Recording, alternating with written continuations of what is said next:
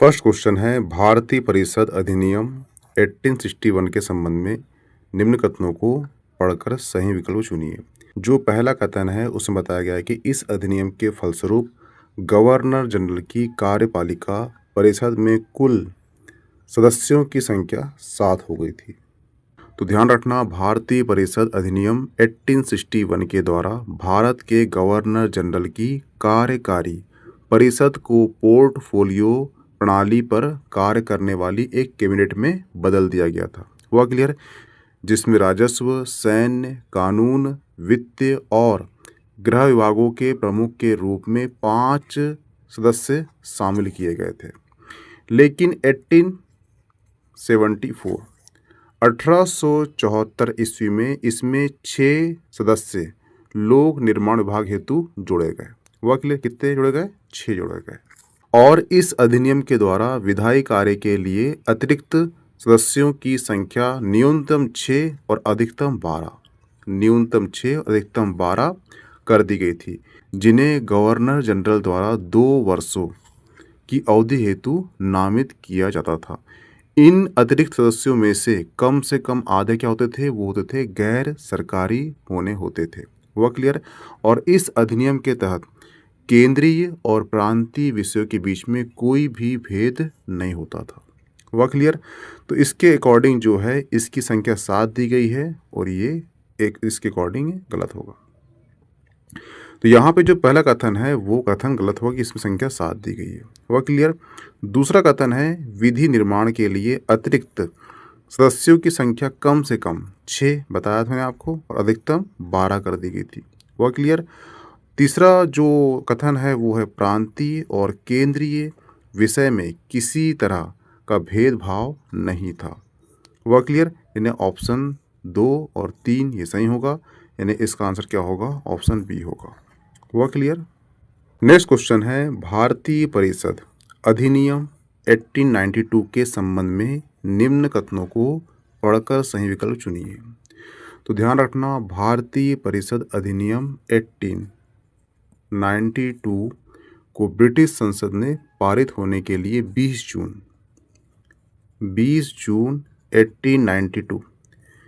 जून 1892 को शाही स्वीकृति प्राप्त हुई थी। यहाँ पे क्या हुआ था? यहाँ पे स्वीकृति प्राप्त हुई थी, लेकिन 3 फरवरी 1893 को ये लागू किया गया था। और यहाँ पूछा है क्या बोला है? पहला ऑप्शन इसने बोला है लागू कब हुआ था, तो ये गलत हो जाएगी। लागू कब हुआ था? लागू हुआ था 3 फरवरी 1893 को, यानी कि 3 फेब 1893 को ये लागू हुआ था। हुआ क्लियर? नेक्स्ट क्वेश्चन है निम्नलिखित में से किस अधिनियम के अंतर्गत भारतीय विधान परिषद को बजट पर बहस करने की शक्ति प्राप्त हुई थी? तो ध्यान रखना, 1892 यानी कि 1892 के भारतीय परिषद अधिनियम के विधान परिषद के कार्यों में वृद्धि कर दी गई थी, जिसके तहत बजट पर बहस करने की शक्ति दी गई थी, परंतु मतदान का अधिकार यहाँ पर नहीं था। यहाँ पर ध्यान रखना, बजट पर बहस करने की शक्ति दी गई थी परंतु मतदान का अधिकार यहाँ प्राप्त नहीं था। इस अधिनियम के तहत 6 दिन का पूर्व नोटिस पर कार्यपालिका से प्रश्न पूछने की अनुमति थी, लेकिन ध्यान रखना यहाँ पर पूरक प्रश्न पूछने का अधिकार बिल्कुल नहीं था।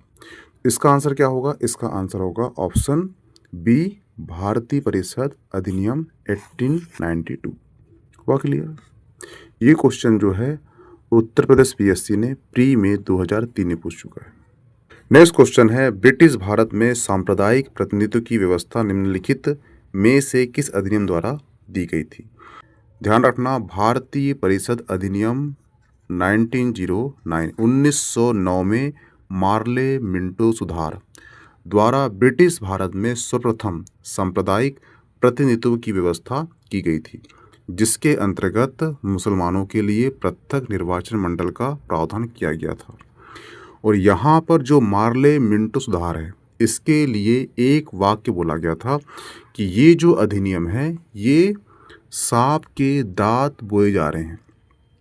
इस अधिनियम के द्वारा सांप के दांत बोए जा रहे हैं जो भविष्य में जहर के अलावा कुछ नहीं उगलेंगे।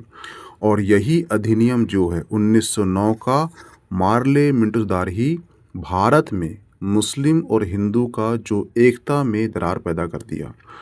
और ये दरार बढ़ते बढ़ते बढ़ते बढ़ते इतनी बढ़ गई कि 1947 में क्या हुआ, दो नेशन बन गए, एक है पाकिस्तान और एक है इंडिया। वो इसी एक्ट की देन थी और उसका मूल कारण था सांप्रदायिक प्रतिनिधित्व। हुआ क्लियर? इसका आंसर क्या होगा? ऑप्शन बी, मार्ले मिंटोसदार 1909। नेक्स्ट क्वेश्चन है, निम्नलिखित में से किस एक अधिनियम द्वारा भारत में संघीय न्यायपालिका की स्थापना की गई थी? ये क्वेश्चन उत्तर प्रदेश पीएससी ने 2014 के प्री में पूछ चुका है। ठीक है, तो ध्यान रखना, भारतीय संघीय न्यायालय की स्थापना कब हुई थी? यहाँ पूछा है भारतीय। ठीक है, ध्यान रखना, एक अधिनियम आया था, वो अधिनियम था 1773 का अधिनियम। इसके अंतर्गत भारत में पहली सुप्रीम कोर्ट यानी कि उच्चतम न्यायालय की स्थापना की गई थी कलकत्ता में। ठीक है, जब भारत में ईस्ट इंडिया कंपनी का शासन था। हुआ क्लियर? और उसके जो पहले मुख्य न्यायाधीश थे वो थे इम्पे। हुआ क्लियर? लेकिन ध्यान रखना कि जो यहाँ पे पूछा है भारतीय संघीय न्यायालय, पर ध्यान रखना जो भारतीय संघीय न्यायालय की स्थापना जो है 1 अक्टूबर 1937 को भारत सरकार अधिनियम 1935 के अकॉर्डिंग की गई थी, जिसके प्रथम मुख्य न्यायाधीश कौन थे? वो थे सर मॉरिस गेवर। कौन थे? सर मॉरिस गेवर, ये इसके मुख्य न्यायाधीश थे। कलकत्ता बना था, उसे कौन थे? उसके एमपी थे। भारतीय संघीय न्यायालय बना 1937 में, उसके कौन थे पहले? वो थे sir Maurice Gwyer. Sir Maurice Gwyer. हुआ क्लियर? ठीक है, और यहाँ पर कहीं पर भी ऑप्शन में 1935 का अधिनियम नहीं दिया गया। इसका आंसर क्या होगा? ऑप्शन बी, उपर्युक्त में से कोई नहीं। हुआ क्लियर? नेक्स्ट क्वेश्चन है, 1909 के भारत शासन अधिनियम की निम्नलिखित में से कौन सी प्रमुख विशेषता है? यहाँ पे 3 पॉइंट दिए गए हैं, यानी 3 कथन दिए गए हैं। वो ये पूछ रहा है कि 1919 का जो भारत शासन अधिनियम था वो इसके अकॉर्डिंग है या नहीं है। हुआ क्लियर? ये क्वेश्चन जो है आईएएस का 2012 का प्री हुआ था, वहाँ ये क्वेश्चन पूछ चुका है। हुआ क्लियर? ठीक है, तो ध्यान रखना, जो प्रांतों में कार्यकारिणी सरकार में द्वैत शासन की व्यवस्था की गई थी, कहाँ पर? ये की गई थी 1919 में की गई थी। हुआ क्लियर? लेकिन यही द्वैत शासन व्यवस्था 1935 है उसमें समाप्त कर दिया गया था। कहाँ पर? राज्यों में, यानी प्रांतों में समाप्त कर दिया गया था और केंद्र में लागू कर दिया गया था, उल्टा जाता। ठीक है, 1919 आएगा तो प्रांतों में द्वैत शासन, 1935 आएगा तो केंद्र में द्वैत शासन। परंतु 1935 में जो प्रांत थे वहाँ पर द्वैत शासन समाप्त कर दिया गया। तो पहला पॉइंट तो इसका सही है। दूसरा, मुसलमानों के लिए पृथक सांप्रदायिक निर्वाचन मंडल की व्यवस्था की गई। तो बता चुका हूँ मैंने कि 1909 का जो भारत शासन अधिनियम था मार्ले मिंटोसदार, उसके अंतर्गत ये जो मुसलमानों के लिए पृथक सांप्रदायिक निर्वाचन मंडल की व्यवस्था की गई थी। तो ये ऑप्शन गलत हो जाता है। ठीक है, नेक्स्ट है, केंद्र और प्रांतों को विधायनी शक्ति का हस्तांतरण। तो बता चुका हूँ मैंने कि यहाँ पे द्वैत शासन लग चुका था जिसमें 2 विषय थे और दोनों विषय बांट दिए गए थे। ठीक है, तो यहाँ पे क्या होगा? कथन 1 और कथन 3 ये सही होंगे, ये 2 गलत हो जाएगा। तो इसका आंसर क्या होगा? इसका आंसर होगा ऑप्शन सी, 1 और 2 सही है। नेक्स्ट क्वेश्चन है, निम्नलिखित में से किस अधिनियम ने केंद्र में द्वैत शासन प्रणाली की स्थापना की थी? तो ध्यान रखना, मैं बता चुका हूँ आपको कि केंद्र में द्वैत शासन पूछता है तो उसका आंसर होगा 1935। हुआ क्लियर? कन्फ्यूजन बिल्कुल मत होना। अगर प्रांत में पूछता है, द्वैत शासन पूछता है और प्रांत पूछता है तो प्रांत का आ जाएगा 1919। ठीक है, ध्यान रखना, ये है द्वैत शासन। ठीक है, एक है 1919 का और एक है 1935 का। हुआ क्लियर? अगर आपसे पूछता है प्रांत में पूछेगा तो 1909 का एक्ट है, और पूछेगा केंद्र में तो 1935 का एक्ट है। हुआ क्लियर? यानी कि 1935 में केंद्र में द्वैत शासन लाया गया था, परंतु प्रांत में यहाँ पर द्वैत शासन हटा दिया गया था। वही सेम चीज 1909 में प्रांतों में द्वैत शासन था। हुआ क्लियर? तो ध्यान रखना, यहाँ क्या पूछा है उसने, केंद्र में पूछा है, तो इसका आंसर क्या होगा? इसका आंसर होगा ऑप्शन ए 1935 अधिनियम। हुआ क्लियर? नेक्स्ट क्वेश्चन है, भारत सरकार अधिनियम 1919 में प्रांत सरकार की कार्य आरक्षित और अतिरिक्त विषयों के अंतर्गत विषय बांटे गए थे। यहाँ पूछ रहा है कि निम्नलिखित में से 1919 में जो प्रांत में जो द्वैत शासन था, उस द्वैत शासन के अंतर्गत जो दो विषय बांटे गए थे, एक था आरक्षित और एक था हस्तांतरित। इसमें पूछ रहा है कि आरक्षित विषय में कौन कौन से विषय को इंक्लूड किया गया था। हुआ क्लियर? तो ध्यान रखना, जो 1919 का जो द्वैत शासन था, इसमें एक था विषय आरक्षित और एक था विषय हस्तांतरित। हुआ क्लियर? जो आरक्षित विषय थे उसमें था न्याय प्रशासन, भू राजस्व, वित्त, पुलिस, सिंचाई। हुआ क्लियर? और इन विषय को जो देखता था उस अधिकारी को बोलते थे प्रांतीय गवर्नर कार्यकारी परिषद। यानी कि इन मामलों का जो उत्तरदायी था किसके हाथ में था? वो था प्रांतीय गवर्नर कार्यकारी परिषद, इसका उत्तरदायी होता था। वहीं पर जो हस्तांतरित विषय है उसमें था स्थानीय प्रशासन, उसमें था स्थानीय स्वशासन, शिक्षा, कृषि। और ये जो विषय थे ये किसके उत्तरदायी में थे? ये थे प्रांतीय विधायिका मंत्रियों को सौंपा गया था। हुआ क्लियर? अब यहाँ पूछा है उसने कि आरक्षित विषय के कौन से विषय, यहाँ पूछा है कि आरक्षित में कौन कौन से विषय रखे गए थे। तो क्या बताया था मैंने? तो ध्यान रखना, जो ऑप्शन 2 है स्थानीय स्वशासन, ये एक्चुअली हस्तांतरित विषय के अकॉर्डिंग था। ठीक है, लेकिन न्याय प्रशासन, भू राजस्व और पुलिस, ये तीनों जो है किसके? आरक्षित विषय के विषय थे। तो इसका आंसर क्या होगा? Option C 1, 3, 4। हुआ क्लियर? और ये क्वेश्चन जो है आईएएस के प्री 2022 में पूछ चुका है। नेक्स्ट क्वेश्चन है, निम्नलिखित में से कितने ब्रिटिश भारत में प्रांतीय स्वायत्तता शुरू की गई थी? तो इसका आंसर क्या होगा? ये ध्यान रखना कि भारत यानी ब्रिटिश भारत में प्रांतीय स्वायत्तता की शुरुआत प्रारंभिक रूप से भारत शासन अधिनियम 1919 में हुई थी, जिसमें 1935 के भारत सरकार अधिनियम के विस्तारित और स्थापित किया गया था। ये क्वेश्चन जो है झारखंड पीएससी 2021 में पूछ चुका था, और इसका जो आंसर है उसने माना था सी, लेकिन बाद में इसमें संशोधन किया गया था और उसका आंसर दिया गया था 1919, ऑप्शन डी दिया गया था। वक्ली इसका आंसर क्या होगा? Option D. ध्यान रखना, यहाँ पर हुआ था प्रारंभ, परंतु स्थापित हुआ था यहाँ पर, तो प्रारंभ को माना गया था झारखंड पीएससी द्वारा। सही आंसर। हुआ क्लियर? नेक्स्ट क्वेश्चन है, भारतीय विधान पालिका प्रथम बार द्विसदनीय बनाई गई थी। यानी यहाँ क्वेश्चन पूछ रहा है कि भारतीय विधान पालिका में पहली बार 2 सदन बनाया गया था, ये कौन से एक्ट के माध्यम से बनाया गया था? तो मैंने बता चुका हूँ आपको कि प्रांतों में द्वैत शासन लगाया गया था, पहली बार वो लगाया गया था भारत शासन अधिनियम 1919 के माध्यम से। हुआ क्लियर? जिसमें 2 सदन कहने का मतलब ये है कि इसमें जो विषय थे उसको 2 भागों में बांट दिया गया था, एक था आरक्षित विषय और एक थे हस्तांतरित विषय। जो आरक्षित विषय थे उसमें न्याय प्रशासन, भू राजस्व, वित्त, पुलिस और सिंचाई विषय थे, जो प्रांतीय गवर्नर कार्यपालिका परिषद को सौंपा गया था। और उसके बाद दूसरा विषय था वो था हस्तांतरित विषय, जिसके अंतर्गत स्थानीय स्वशासन, शिक्षा और कृषि आदि विषय को उसमें ऐड किया गया था, जिसका उत्तरदायी प्रांतीय विधायिका मंत्रियों को सौंपा गया था। हुआ क्लियर? इसका आंसर क्या होगा? ऑप्शन सी 1919 के भारत शासन अधिनियम द्वारा। ये क्वेश्चन जो है उत्तर प्रदेश पीएससी ने मेंस में 2008 में पूछ चुका है। नेक्स्ट क्वेश्चन है, निम्नलिखित कथनों पर विचार कीजिए।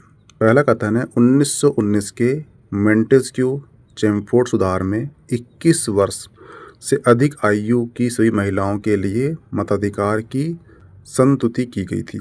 ठीक है। दूसरा कथन है 1935 के गवर्नमेंट ऑफ इंडिया एक्ट में विधानमंडल में महिलाओं के लिए आरक्षित विषय का प्रावधान किया गया था। तो ध्यान रखना, मोंटेस्क्यू चैम्फोर्ड सुधार के अकॉर्डिंग भारत शासन अधिनियम 1919 द्वारा महिलाओं को मताधिकार प्रदान किया गया था, परंतु यहाँ पर जो सीमित वर्ग की महिलाओं के लिए ही था और सभी महिलाओं के लिए वयस्क मताधिकार का अधिकार नहीं था। यानी यहाँ पर कहीं पर भी वयस्क मताधिकार की बात नहीं की गई है। इस कथन के अकॉर्डिंग जो है 21 वर्ष या आयु दी गई है, इसके अकॉर्डिंग ये कथन गलत हो जाता है। अगर यहाँ पर ये चीज़ नहीं लिखी होती तो ये जो कथन है सही हो जाता है, क्योंकि आप ध्यान रखना कि भी क्वेश्चन आता है कि किस अधिनियम के अकॉर्डिंग महिलाओं को मतदान देने का अधिकार प्राप्त हुआ है, तो वो है 1919 के एक्ट के माध्यम से। हुआ क्लियर? लेकिन अगर हम बात करें कथन 2 की, तो ध्यान रखना 1935 के भारत शासन अधिनियम द्वारा सांप्रदायिक निर्वाचन प्रणाली का विस्तार करते हुए दलित वर्ग, महिलाओं और श्रमिकों के लिए पृथक निर्वाचन मंडलों का प्रावधान करते हुए विधानमंडल में स्थान आरक्षित किया गया था।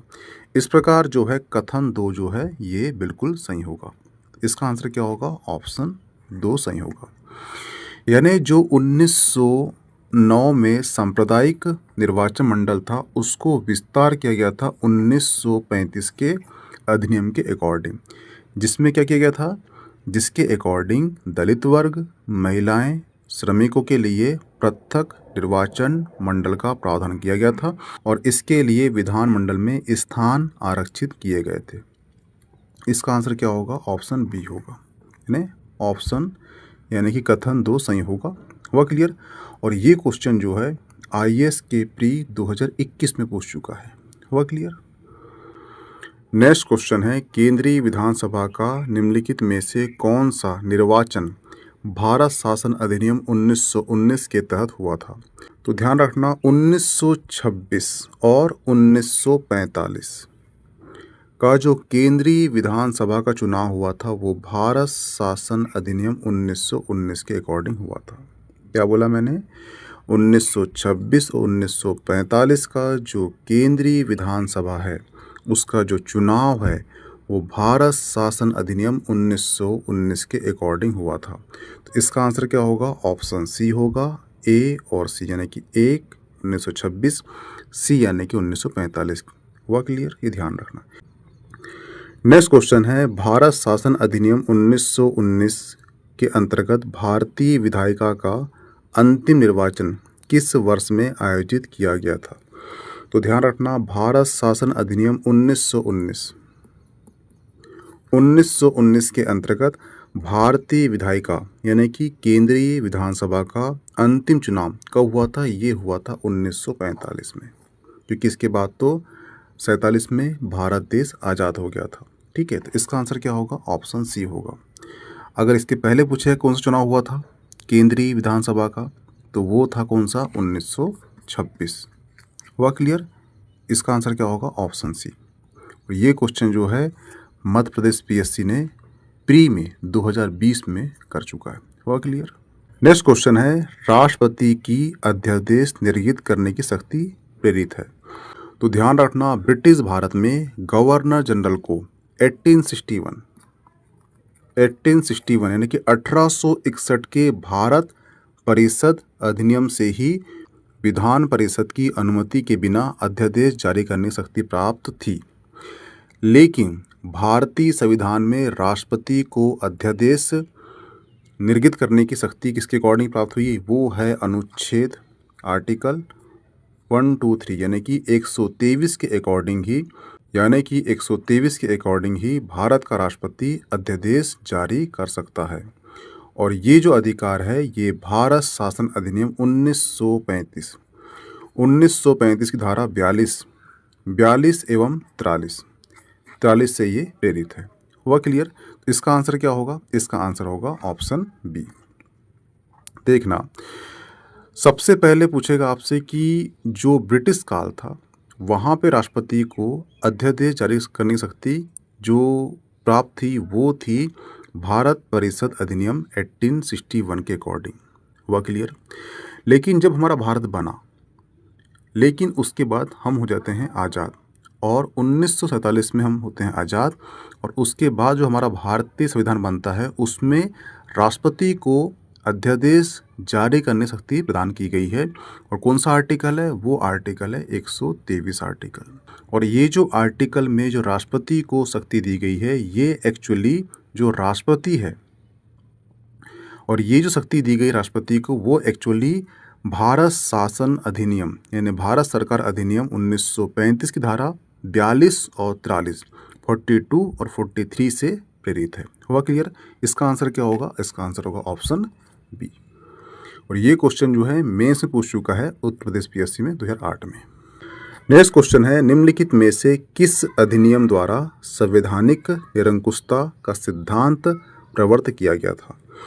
तो ध्यान रखना, संवैधानिक निरंकुशता का सिद्धांत भारत सरकार अधिनियम 1935 द्वारा प्रवर्तित किया गया था। और यह अधिनियम जो है ब्रिटिश संसद द्वारा पारित सर्वाधिक विस्तृत अधिनियम था। साथ ही यह भारत के लिए तैयार संवैधानिक प्रस्तावों में से सबसे जटिल दस्तावेज था।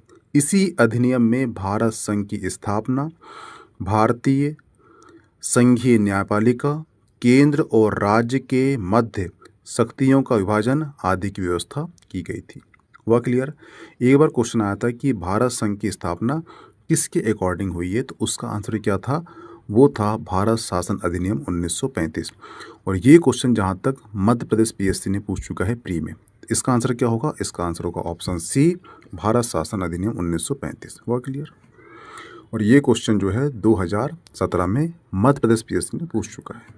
नेक्स्ट क्वेश्चन है, भारत के संविधान में केंद्र और राज्यों के बीच में किया गया शक्तियों का विभाजन इनमें से किसमें उल्लेखित योजना पर आधारित है? तो मैं जस्ट इसके पहले बता चुका हूँ कि भारत शासन अधिनियम 1935 के अकॉर्डिंग भारतीय संघ की स्थापना, संघीय न्यायपालिका, केंद्र और राज्यों के मध्य शक्तियों के विभाजन की व्यवस्था की गई थी। और कौन सा अधिनियम है? वो है ऑप्शन सी, भारत सरकार अधिनियम 1935। तो ध्यान रखना, भारत के संविधान में केंद्र और राज्यों के मध्य शक्तियों का विभाजन जो है भारत सरकार या भारत शासन अधिनियम 1935 में उल्लेखित योजना पर आधारित था। इस अधिनियम में जो 7वीं अनुसूची में संघीय, राज्य और समवर्ती सूची में विषयों का विभाजन किया गया है। इसके अतिरिक्त प्रांतों में द्वैध शासन समाप्त कर दिया गया था और केंद्रों में द्वैध शासन की स्थापना की गई थी। ठीक है, यानी कि 1935 में केंद्र में द्वैध शासन था और प्रांतों में द्वैध शासन समाप्त कर दिया गया था, परंतु 1919 के एक्ट में प्रांतों में द्वैध शासन लागू किया गया था। हुआ क्लियर? तो ये ध्यान रखना। और ये ध्यान रखना कि इसमें एक अखिल भारतीय महासंघ यानी कि भारतीय संघ यानी कि फेडरेशन ऑफ इंडिया के नाम से स्थापित करने का प्रावधान शामिल किया गया था। इस भारत संघ का निर्माण तत्कालीन ब्रिटिश भारत के प्रांतों के चीफ कमिश्नर प्रांत एवं देसी रियासत से मिलाकर होना था, परंतु यह व्यवस्था लागू नहीं की जा सकी। 1935 के भारत सरकार अधिनियम द्वारा स्थापित होने वाला संघ के अवशिष्ट विषय गवर्नर जनरल को प्रदान किए गए थे। ये क्वेश्चन पूछ चुका है, इसलिए ये ध्यान रखना। वह क्लियर? इसका आंसर क्या होगा? इसका आंसर होगा ऑप्शन सी, भारत सरकार अधिनियम 1935। और ये क्वेश्चन जो है 2012 के आईएएस के प्री में क्वेश्चन पूछ चुका है। नेक्स्ट क्वेश्चन है, भारत शासन अधिनियम 1935 के तहत प्रस्तावित संघीय प्रणाली थी।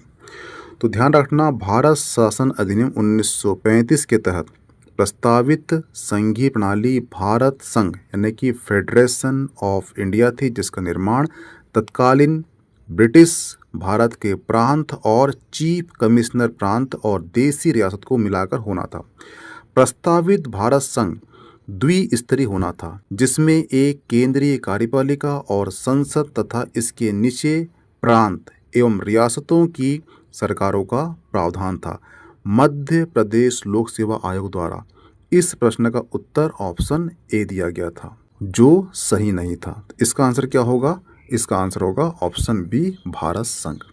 हुआ क्लियर? क्योंकि यहाँ पे लिखा है भारत संघ, फेडरेशन ऑफ इंडिया। इसका आंसर ऑप्शन बी होगा। एमपीपीएससी के कई क्वेश्चन जो हैं वो डाउटफुल होते हैं, तो उसको उतना सीरियसली मत लेना, क्योंकि मध्य प्रदेश आयोग दुनिया का प्रथम ऐसा आयोग है जिसने हड़प्पा सभ्यता से लेकर 2019 तक जो नहीं हो पाया, इसने कर दिखाया। इसने जो है एक ही एग्ज़ाम के 2 रिजल्ट निकालकर पोस्टिंग भी करवा दी, और ये जो मामला है अभी तक 2025 तक हाई कोर्ट में लंबित भी है, और उसके समाधान की कोई भी गुंजाइश हमें दिखाई नहीं दे रही है। तो ये ऐसा आयोग है, इसलिए इस आयोग को सीरियसली मत लेना। नेक्स्ट क्वेश्चन है, भारत शासन अधिनियम 1935 के तहत प्रस्तावित संघीय प्रणाली थी। तो ध्यान रखना, भारत शासन अधिनियम 1935 में देश के लिए लिखित संविधान उल्लेखित नहीं था। वह क्लियर? भारत के लिए संविधान का सर्वप्रथम उल्लेख क्रिप्स मिशन द्वारा किया गया था। अन्य 3 जो विकल्प हैं इसके, भारत शासन अधिनियम 1935 में समाहित थे। तो इसका आंसर क्या होगा? इसका आंसर होगा ऑप्शन ए। हुआ क्लियर? नेक्स्ट क्वेश्चन है, निम्नलिखित में से कौन सा एक भारत शासन अधिनियम 1935 स्वीकार किया हुआ महत्वपूर्ण स्थायी अव्यय नहीं है, पूछ रहा है। तो ध्यान रखना, भारत शासन अधिनियम 1935 में देश के लिए लिखित संविधान का उल्लेख नहीं था। वह क्लियर? भारत के लिए लिखित संविधान का उल्लेख जो है क्रिप्स मिशन द्वारा किया गया था, और जो अन्य 3 विकल्प हैं, कौन से? ये जो तीनों विकल्प हैं ये भारत शासन अधिनियम 1935 के अकॉर्डिंग था, ठीक है, यानी उसमें समाहित थे। इसका आंसर क्या होगा? इसका आंसर होगा ऑप्शन ए, क्योंकि यहाँ क्या पूछा है उसने? नहीं है पूछा है। हुआ क्लियर? नेक्स्ट क्वेश्चन है, 1935 का गवर्नमेंट ऑफ इंडिया एक्ट क्यों महत्वपूर्ण है? तो ध्यान रखना, भारत का वर्तमान संवैधानिक ढांचा कुछ 1935 के भारत शासन अधिनियम पर आधारित है, और इस अधिनियम की जो मुख्य उपबंध इस प्रकार है। पहला है संघीय सरकार की स्थापना, दूसरा केंद्र में द्वैत शासन की स्थापना, तीसरा प्रांतों में द्वैत शासन की स्थापना पर स्वायत्त शासन की स्थापना। वह क्लियर? चौथा है द्विसदनीय केंद्रीय विधानमंडल, पांचवा है प्रांतीय शासन व्यवस्था, और छठवां है प्रांतीय विधानमंडल, और सातवां है केंद्र और प्रांतों में शक्तियों का विभाजन, तथा जो छठवां और आठवां है फेडरल न्यायालय की स्थापना। हुआ क्लियर? तो इसका आंसर क्या होगा? क्योंकि यह भारतीय संविधान का मुख्य स्रोत है, ऑप्शन ए बिल्कुल सही होगा। हुआ क्लियर? नेक्स्ट क्वेश्चन है, निम्नलिखित अधिनियमों में से किस अधिनियम के फलस्वरूप बर्मा भारत से अलग हुआ था? तो ध्यान रखना, गवर्नमेंट ऑफ इंडिया भारत शासन अधिनियम 1935 के प्रावधान के अनुरूप 1937 में बर्मा यानी जो आज का म्यांमार है उसको अलग किया गया था। इसका आंसर क्या होगा? ऑप्शन सी।